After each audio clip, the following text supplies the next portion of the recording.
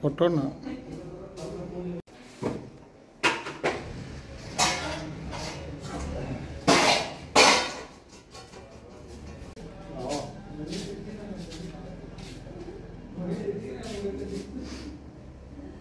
আজকে Kumarghat railway station থেকে 105 বিএনবিএসএফ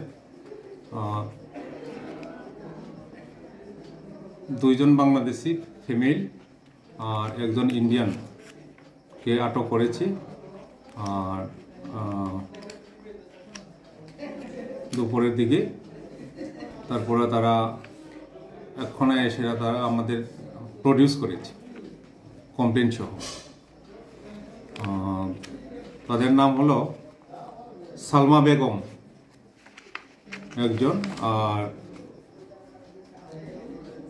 তাহিরা, আর আরেকজন হলো সাবিনা,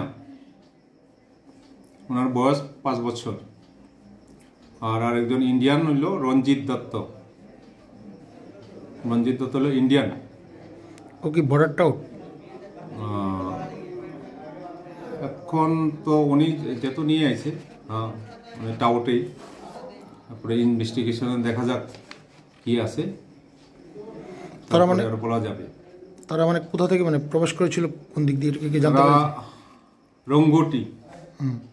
রঙ্গটি ইরানি পিএসের সাইডে পড়ে, আন্ডারে পড়ে, সেই দিয়ে ভারতে প্রবেশ করেছিল। হ্যাঁ, ওই দিক দিয়ে ভারতে প্রবেশ করেছিল।